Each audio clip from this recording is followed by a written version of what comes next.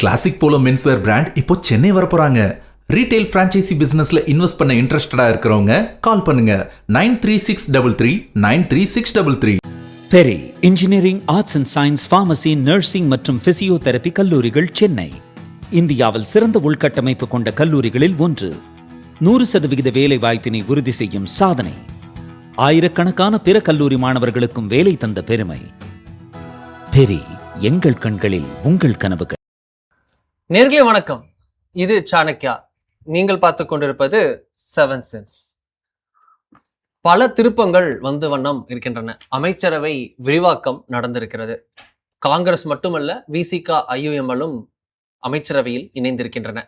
இதை சுற்றி இருக்கக்கூடிய அரசியல் ஒரு புறம் இருக்க, அதனால் வந்த கடும் சொற்கள் மறுபுறம் இருக்கிறது. இதை தாண்டி வழக்கமாக இருக்கக்கூடிய அந்த ஜாதிய துவேஷமும் தொடர்கிறது. பின்னணி தகவலுடன் இது தொடர்பான பல விஷயங்களை ஆராய்ந்து நமது ஆசிரியர்கள் இணைந்திருக்கிறார். வணக்கம் சார். முதல் விஷயமா பார்க்கும்போது கூட்டணி அமைச்சரவை கிட்டத்தட்ட 1952 அன்றைய ராஜாஜி அவருடைய அரசாங்கம் ஒரு கூட்டணி மந்திரி சபையை அமைத்தது. அன்றைய காமன்வெல்த் பார்ட்டி உள்ளிட்ட எல்லாம் இருந்தது. அதுக்கு பிறகு பார்த்தோன்னா அப்படியே கூட்டணி மந்திரி சபை அப்படின்றது இருந்ததில்லை. இப்போதான் பார்க்கிறோம் ஒரு கூட்டணி அமைச்சரவை, ஒரு கோலிஷன் கவர்மெண்ட். இது உங்களுக்கு சப்போர்ட் வெளியிலிருந்து அவுட் சைட் சப்போர்ட் இல்லாமல் உள்ளே வந்து நடந்திருக்கு. 2006-11 கோலிஷன் கவர்மெண்ட் தான், பட் வெளியிலிருந்து அவர்கள் ஆதரவு கொடுத்தார்கள். இங்கே நேரடியாக அமைச்சரவையிலே பங்கேற்றிருக்கிறார்கள். விசிகாவிற்கு முதல் முறையாக ஒரு அமைச்சர். ஐயுஎம்எலுக்கு நிறைய டைம் அமைச்சர் கடத்திற்கு கேரளாவில் 5 மினிஸ்ட்ரி வாங்கியிருக்காங்க. இப்போ தமிழ்நாட்டிலையும் வாங்கிட்டாங்கன்றத பார்க்குறோம்.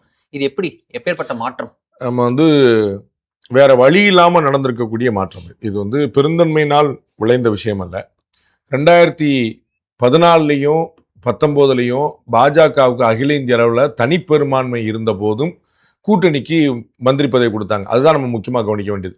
அதற்கு முன்னாடி மத்தியில் நிறைய கூட்டணி கவர்மெண்ட்ஸ் இருக்கு. வாஜ்பாய் உள்பட, மன்மோகன் சிங்லேருந்து, சந்திரசேகர்லேருந்து, தேவகவுடாலேருந்து, குஜராத்லேருந்து, விபி சிங்லேருந்து யாருக்குமே அறுதி பெரும்பான்மை கிடைக்கல. நரசிம்மராவ்லேருந்து நீங்கள் ராஜீவ்காந்திக்கு பிறகு யாருக்குமே பெரும்பான்மையே கிடைக்கல. 35 வருஷமா எந்த கவர்மெண்ட்டும் ஒரு சிங்கிள் பார்ட்டி 272 இருந்தது இல்லை.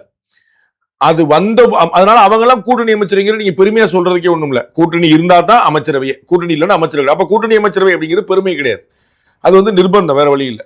2014-19 கன்சிக்யூட்டிவா 2 எலெக்ஷன்ல அறுதி பெரும்பான்மை பிஜேபிக்கு மட்டுமே இருந்த போதும் அவர்கள் டே 1லயே கூட்டணி அமைச்சர் அமைச்சாங்க பாரத பிரதமர் நரேந்திர மோடி தலைமையில். அதுதான் ரொம்ப முக்கியமான விஷயம். 2006 ஒரு பெரிய வாய்ப்பு வந்தது, தமிழ்நாடு அதை தவறு விட்டது. ஏன்னா முதன்மை கட்சிக்கு பெரும்பான்மை கிடைக்கல. First party, largest party, but without majority அப்படிங்கும்போது அவங்களுக்கு கிடைக்கல. காங்கிரஸ் கட்சியோ மற்ற கட்சிகளோ அதை நெருக்கடி கொடுத்து வாங்கி சாத்தியப்படுதல ட்ரை பண்ணாங்க, விட்டாங்க. பேசாம சென்ட்ரல்ல இவங்களோட சப்போர்ட் தேவைப்படுச்சதுனால விட்டாங்க. அதுக்கு பிறகு எந்த கட்சியுமே பெரும்பான்மை இல்லாம இல்லை. திமுக வென்ற போதும் அதிமுக வென்ற போதும் தனி பெரும்பான்மை வைத்திருந்தால் 135 சீட்டு கீழே அவங்க யாரும் இருந்ததே இல்லை. அதனால கூட்டணி அமைச்சருங்கிற பேச்சுக்கையில் வந்தாவா வராட்டி போ அப்படிங்கிறது தான். இந்த முறையுமே பாத்தீங்கன்னா கூட்டணி அமைச்சரவை அமைந்திருப்பது, நீங்க ராஜாஜிக்கு எப்படி நீங்க குறிப்பிட்டீங்களோ அது போல இங்க பாத்தீங்கன்னா அவர்கள் சேர்ந்தால்தான் 118ங்கிற நம்பரே. போஸ்ட் போல் அரேஞ்ச்மெண்ட்.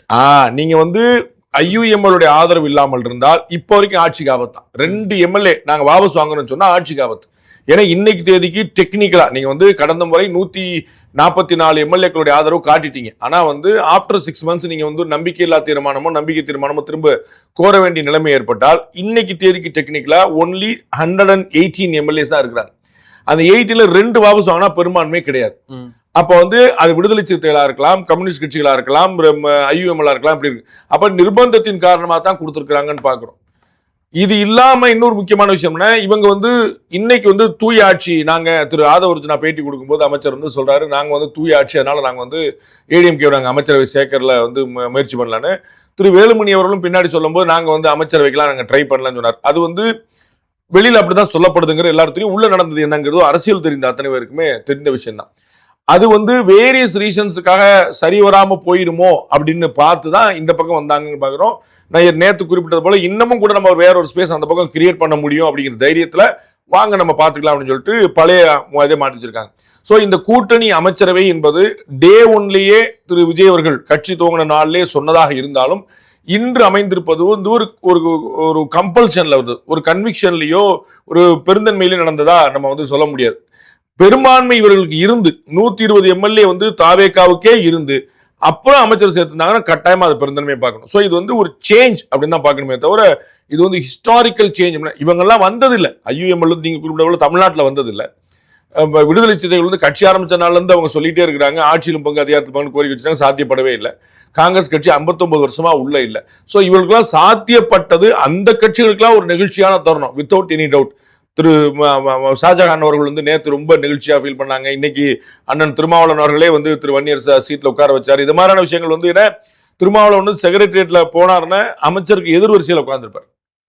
அமைச்சர்கிட்ட ஒரு கோரிக்கை வைக்கிறது, இது நம்ம தம்பியே ஒருத்தர் அமைச்சரா இருக்கிறாரு அப்படிங்கிற இடத்துல வந்து நகர்றாரு. அப்போ வந்து அவர் வந்து எப்படி திரு விஜய் அவர்கள் வந்து அவங்களுடைய அமைச்சர்களை உட்கார வச்சாரோ அது மாதிரி வந்து உட்கார வைக்கிறார். ஸோ இது வந்து அவங்களுடைய கட்சிக்கு ஒரு பெரிய நிகழ்ச்சியான. பட் இந்த ஹிஸ்டாரிக்கல் ஆப்பர்ச்சுனிட்டி வந்து கம்பல்சரா நடந்துச்சா பெருந்தன்மையா நடந்துச்சாங்கிறது தான் கேள்வி. ஓகே, இது ஒரு விஷயமாக இருக்க. அடுத்ததா பார்த்தோம்னா இந்த அமைச்சரை விரிவாக்கத்தில் இவர்கள் இடம்பெற்றது, இது வந்து வெளியிலிருந்து ஆதரவுன்றது வரைக்கும் திமுக கூட்டணி தாவேக அரசுக்கு ஆதரவு அப்படின்ற பாயிண்ட் இருந்தாங்க. பட் இது நேரடியாக அமைச்சரவையிலேயே பங்கேற்றதன் மூலம் திமுக கூட்டணியிலிருந்து விசிக ஐயுஎம்எல் கிட்டத்தட்ட 99% வெளியேறிட்டாங்கன்றதா இருக்கு. 1% அறிவிப்புன்றது அபிஷியலா வருவது மட்டும்தான் பாக்கி இருக்கிறது. இந்த நகர்வுக்கு, இந்த இடத்திற்கு இது நகர்ந்து இருப்பது அந்த பக்கம் ட்ரெமர்ஸை உண்டாக்கி இருக்கின்றதை பார்க்கிறோம். உங்களுக்கு அதிர்வலைகளை ஏற்படுத்தி இருக்கிறது. முதல் வெளிப்பாடு திரு ராசா அவருடைய பதிவு. அவர் வந்து இங்கிருந்து போனா போக தானே செய்வாங்கன்னு ஒரு மாற்றா இடத்துக்கு தேடி போற மாதிரி ஒரு டோன்ல ரசக்குறைவான ஒரு விமர்சனத்தை ஒன்றை வைத்திருந்தார். அது பெரும் விஷயமா இருக்குது. ராசா வெர்சஸ் திருமாவளவன் என்ற ஒரு நேரடி கருத்தியல்லே இருக்கக்கூடிய ஒரு நேரடி முகங்களுக்கு இடையான மோதல் போல மாறி இருக்கிறது. என்ன இருக்கு, திமுக வந்து இது செய்வது புதிதல்ல, எஸ்பெஷலி திரு ராசா செய்வதும் புதிதல்ல. இவர் வந்து நிறைய விமர்சனங்களை வந்து இது மாதிரி வைத்திருக்கிறாரு. கடுமையான சொற்களை வந்து யார் எதிர்த்தும் அவர் பேசுனதுக்கு தயங்கினதில்லை. அவர் அமைச்சராக இருந்தவர், வழக்கறிஞராக இருக்கிறாரு அப்படிங்கிறனால யாருமே அதை வந்து டீல் பண்ணாமல் விட்டுருவாங்க. சமூக பின்னணியில் வந்து ஏதாவது வந்து அவர் கிளைம் பண்ணிடக்கூடாது அப்படிங்கிறனால பேசாம விட்டுருவாங்க. பட் வந்து அவர் ஹேபிச்சுவலாக இதை பண்ணிட்டு இருக்காருன்னு பார்க்குறோம். நிறைய பேரை பண்ணியிருக்காருன்னு பார்க்குறோம். ஒரு முறை 2 முறை இல்லை, அவர் யாராக இருந்தாலும் அதை செஞ்சிருக்காருன்னு பார்க்குறோம். நம்ம வந்து ஏற்கனவே கூட்டத்தில் அவங்களுடைய கட்சிக்காரங்களே வந்து அந்த நாயை தூக்கி வெளியே போடு அப்படின்னு. அப்ப அந்த மாதிரி வந்து அது எப்படி உங்களுடைய கட்சிக்காரரு உங்களுடைய கூட்டத்தில் நிற்கிறாரு, உங்களுக்காக நிற்கிறாரு, அவர் ஏதோ சிலம்பிருப்பார், வச்சிருப்பார், போயிருப்பார், அதை நீங்க என்ன வார்த்தையை பயன்படுத்தி சொல்றீங்க அப்படிங்கிற ஒரு கணக்கு இருக்குல்ல, இது யோசிக்கணும். இன்னைக்கு அவர் போட்டு டெலீட் பண்ண ட்வீட்டை வேற ஒரு சமூகத்தை சேர்ந்தவர் சொல்லியிருந்தாருன்னு என்ன இருக்குன்னு விஷயம். வேற ஒரு சமூகத்தை சேர்ந்தவர் மட்டும் நீங்க வந்து வேற கட்சி கூட சொல்லலாம், திமுகவிலேயே வேற ஒரு, அங்கதான் திமுகவுடைய ராஜதந்திரம் இருக்கு. அவங்க வந்து டாக்டர் ராமதாஸ் விமர்சனம் பண்ணணும் அப்படின்னா வீரபாண்டியார்கள் வந்து சொல்லுவாங்க, இல்லாட்டி துயமுருகன் பேர்ல அறிக்கை விடுவாங்க. இது மாதிரி எந்த சமூகத்தை சேர்ந்தவங்க இருக்கிறாங்கன்னு பார்த்து அந்த அறிக்கை விடுறது வந்து அதை வந்து டிஃபென்ஸ் வந்து அதுக்கு மேல வலுவா வைக்க முடியாது. இல்லாட்டி எந்த ஒரு இடத்துல வந்து இப்ப இதே வார்த்தை அவள் பயன்படுத்த இல்லெஜிட்டிமேட் கவர்மெண்ட் அப்படிங்கிற ஒரு வார்த்தையை பயன்படுத்தினாரு அத்வானி. இவங்களுடைய சோனியா காந்தி அவருடைய அரசாங்கம் வந்து மன்மோகன் சிங் தலைமையில் இருந்தபோது வந்து இது என்னங்க பெரும்பான்மையில் உங்களுக்கு வந்து என்ன முதல்ல வந்து அவங்க பதவியேற்றப்போ 2004 6 சீட்டு தான் டிஃபரன்ஸ் காங்கிரஸுக்கும் பிஜேபிக்கும். 2004 பர்சனல் இண்டிவிஜுவலா பாத்தீங்கன்னா காங்கிரஸுக்கும் பிஜேபிக்கும் சீட் 6 சீட்டு தான். அவங்க முன்னாடி எலெக்ஷன் வச்சு பார்த்து ட்ரை பண்ணி அது வந்து வீழ்ந்தாங்கன்னு வச்சுக்கோங்க 6 சீட்ல. அப்போ வந்து ஃபார்ம் ஆன ஒரு கவர்மெண்ட் பேசும்போது அத்வானி வந்து இந்த வார்த்தை பண்ணி இல்லெஜிட்டிமேட் கவர்மெண்ட். அதுக்கு சோனியாமா பயங்கர டென்ஷனா இப்படிலாம் நீங்க உங்க வாயில இருந்து வார்த்தை வரலாமா, ரொம்ப சாரிங்க அப்படின்னு சொன்னா. இது வந்து பியூர்லி பொலிட்டிக்கலா கவர்மெண்ட்டை பத்தி மட்டுமே சொன்ன, எந்த ஒரு சென்ஸும் ஹிடன் அஜெண்டா கூட அந்த த்ரூ அவுட் அந்த அறிக்கையில் கிடையவே கிடையாது. ஆனா இங்க பெண்களை கொச்சைப்படுத்தி ரொம்ப தெளிவாக தினமாக இப்படி வந்து ஒரு வார்த்தை விடுறாரு.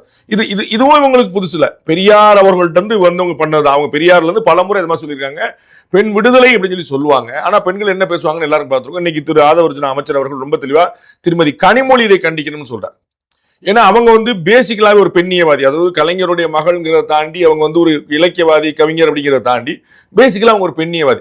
என்னங்க நீங்க எப்படி பேசுறீங்க? உங்களுக்கு நினைவருக்கு முன்னாடி வந்து சிவாஜி கிருஷ்ணமூர்த்தி இவங்களா வந்து கடுமையான விமர்சனம் பண்ண போது அவங்களே வந்து கனிமொழி அவர்களே கண்டிச்சாங்க. அதுக்கு இது என்ன வகையில குறைச்சல்? நீங்க வந்து இது வந்து ஒரு கவர்மெண்ட்ல இவங்க போனாங்கன்னா கூட்டணி மாறினது வழக்கம். அப்ப திரு முரசொலி மாறன் அவர்கள் மறைந்த மறுநாள் நீங்க கூட்டணி மாறினீங்களே, திமுக மாறலையா, பாஜக கூட்டணி காங்கிரஸ் மாறலையா? எத்தனை வருஷம் கழிச்சு மாறிச்சு? மறுநாள் தானே மாறிச்சு. ஏடிஎம்கே வாஜ்பாய் போய் டெல்லியில லேண்ட் ஆறாரு, கூட்டணி மாறுறீங்க. ஏடிஎம்கே உடைய கவர்மெண்ட் உள்ள இருந்து ஏடிஎம்கே அலையன்ஸ் உள்ள இருந்துட்டு அவங்க வெளியே போன மறுநாள் அப்படியே உள்ள வந்தீங்களா? வைகோ தெளிவா சொல்ற, நாங்க கூட்டணி மாறலங்க, எங்க கூட்டணிக்கு திமுக வந்துச்சுங்கன்னு சொல்லுவார். அப்ப வந்து திமுக தானே வந்துச்சு. அப்ப நீங்க கூட்டணி மாறுறது ஒன்றும் புதுசு கிடையாது. நீங்க பாஜக கூட்டணியில் இருந்தவங்க தானே, பாஜக அமைச்சரவையில் நீங்க அங்க வச்சவங்க தானே. காங்கிரஸ்ல அமைச்சர்கள் அங்க வச்சவங்க தானே. நீங்க அப்ப என்ன மாதிரி அப்ப நீங்க கூட்டணி மாறுறதை நீங்க இப்படி கொச்சப்படுத்தி என்ன கணக்கு? அப்ப எந்த வார்த்தையை பயன்படுத்தி சொல்றீங்க? யாரை பயன்படுத்தி சொல்றீங்க? அது அப்ப நீங்க யாருங்கனால தானே சொல்றீங்க. இப்ப இது டேலி ஆயிரும். திருமாவளவன் அவர்களை இன்னொரு சமூகத்தை சேர்ந்தவர் சொல்லி இருந்தால் அதோட கான்சிக்வன்சஸ் யோசிங்க, உங்களுக்கு புரிஞ்சும். அப்ப அந்த சமூகத்தை சேர்ந்தவர்களால தான் நான் சொல்றீங்க. அப்படி நீ நம்மள அப்படி சொல்லி திட்ட முடியாது. அவர் எப்படி பண்ணிடுவார் பார்ப்போம், அப்படிதான் ஒரு கணக்குல ட்ரை பண்றீங்க. அப்ப இது ரொம்ப ரொம்ப அதிர்ச்சி தரக்கூடியது. ஆனா திமுக காரங்க இப்படி பண்றதுல எந்த அதிர்ச்சியும் கிடையாது. திரு ஆராசா அவர்கள் சொல்ல எந்த அதிர்ச்சி, அது எப்பயுமே அவங்க அப்படிதான் சொல்லியிருக்காங்க. நம்ம பல முறை பார்த்திருக்கோம். திரு அமைச்சர் ஆதவர்ஜன் அவர்கள் சொல்றாரு கடமை கண்ணியம் கட்டுப்பாடுலாம் அந்த கட்சியில இல்லை. அது முதல் முறையில் அவங்க வந்து பேசாத வார்த்தையிலே கிடையாது. நம்ம பார்த்திருக்கோம்ல. சிவாஜி கிருஷ்ணன் ஒரு உதாரணத்துக்காக சொல்ல, இது மாதிரி நிறைய பேர் அவங்களுடைய மேடைகள் எல்லாம் கேட்டிருந்தீங்கன்னா, தீப்புரி ஆர்வம் எல்லாம் மேடையெல்லாம் கேட்டிருந்தீங்கன்னா ரொம்ப சாதாரணம். இதை வந்து மூடி அவர்கள் சொன்னாரு. எவ்வளவு அது என்னன்னு நீங்க அதுதான் சொல்ல வரேன். அவர்கள் ஏதோ டங் ஸ்லிப்ல சொன்னது இல்லைன்னு நான் சொல்ல வரேன். இது திரு ஆராசா அவர் போட்டு டெலிட் பண்ணிட்டார். அவர் ஐயோ இதுக்கு இப்படி ஒரு சென்ஸ் இருக்கா, நான் யோசிக்கவே இல்லை, அப்படி டெலிட் பண்ணது இல்ல. அது சென்ஸ் என்னன்னு தெரிஞ்சுதான் எழுதினார். அவருக்கு வந்து பேசவோ எழுதவோ சொல்லித்தர வேண்டிய அவசியம் இல்லை, தெளிஞ்சு செய்யறார். அதுக்கப்புறம் உள்ளேயே வந்து கடுமையான தானே டெலிட் பண்றார். முதலமைச்சர் இருந்த திரு ஸ்டாலின் அவர்கள் வந்து இல்ல நீங்க வந்து இந்த மாதிரிலாம் வந்து ஒரு விமர்சனங்கள் இருக்கிற யாருக்கு மாறுறதுக்கான அவங்களுக்கு தெரியாம செஞ்சிருவாரா என்ன? தமிழக முதலமைச்சராக இருந்த திரு ஸ்டாலின் அவர்களுக்கு வந்து தெரியாம வந்து நான் செஞ்சுட்டேன் அப்படின்னு செஞ்சிருவாரா என்ன? அப்ப வந்து அப்படிதான் திரு ஆதவர்ஜன் எழுப்பிய கட்டுப்பாடு அப்படிதான் இருக்குதா என்ன? அப்ப அதோட சென்ஸ் வந்து என்னன்னு தெரியாதா என்ன? அப்ப இதெல்லாம் பேசக்கூடாதுன்னு இனிமே திமுக சொல்லணுமா என்ன? என்னங்க இப்படிலாம் வந்து அடுத்தவங்களை பேசக்கூடாதுங்க, பெண்கள் அப்படிலாம் இழிவுபடுத்த கூடாதுங்க இனிமே சொல்லணுமா என்ன? அதுவும் திரு ஆராசா போன்ற நிலையில இருக்கிறவங்களுக்கு இப்ப கட்சியில ஒரு கடைநிலை தொண்டர் களியக்காவலில் இதை பண்ணிட்டாரு. இப்ப அதுக்கு நீங்க வந்து திரு ஸ்டாலினா பொறுப்பெடுக்க சொல்ல முடியாது. அப்ப என்னப்பா இப்படி பண்ணிட்டீங்கன்னு சொல்லிட்டு அவங்க ஆக்ஷன் எடுங்க, ரைட் எல்லாம் புரிஞ்சுக்கணும். திரு ஆராசா அவர்களுக்கு சொல்லி தரணுமா என்ன? அப்ப இவர்கள் தெரிந்துதான் செய்தார்கள் பார்த்தோம். அதுக்கு அப்புறம் கூட இல்லைங்க நான் வந்து தப்பா சொல்லிட்டேன் அப்படின்னு ரிக்ரெட் பண்ணல. திரும்ப காம்பவுண்ட் விட்டு காம்பவுண்ட் தவிர எல்னியை தான் உதாரணத்துக்கு கொடுக்குறாரு. என் வீட்டு தென்னை பக்கத்து வீட்டுக்கு போய் எல்னி கொடுத்துச்சுன்னா அதுக்கு முடத்துங்குன்னு சங்க இலக்கியத்துல சொல்லுவாங்க. அரசியல் என்ன சொல்ல அப்பயே தான் சொல்ற. சோ இது இவர்கள் சொல்லக்கூடிய அரசியல் ஆசா அண்ணா அவர்கள் வந்து மாற்றான் தோட்டத்து மல்லிகைக்கு மனம் உண்டுனார். எதுக்காக சொன்னாரு? அவர்களையும் அங்கீகரிக்கணும்னு சொல்லும்போது சொன்னார். என்னங்க எதிர்கட்சிக்காரங்களை போய் இப்படி பேசிட்டீங்களா? எதிர்கட்சியா இருக்கலாங்க, அவர் ஜென்டில்மேன், அதை சொல்லக்கூடாதா அப்படின்னு சொன்னார். அப்ப இவர்கள் வந்து கூடவே இருந்தவங்க. இத்தனைக்கும் திருமாவளவன் எவ்வளவு விசுவாசம் காட்டினாருங்கிறத பார்த்தோம்.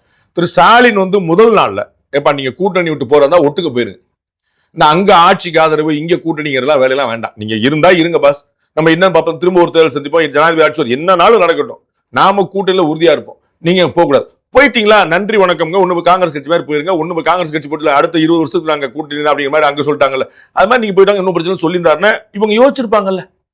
அதுவும் அப்ப திரு ஸ்டாலின் அவர்களுடைய ஒப்புதலோடு தான் சம்பவத்தோடு போறாங்க. எல்லாம் 3 பேருமே பதிவு பண்ணாங்களே, ஐயுஎம்எல் நாங்க ஸ்டாலின் என்ன சொல்றாரோ அதான் செய்வோம்னு.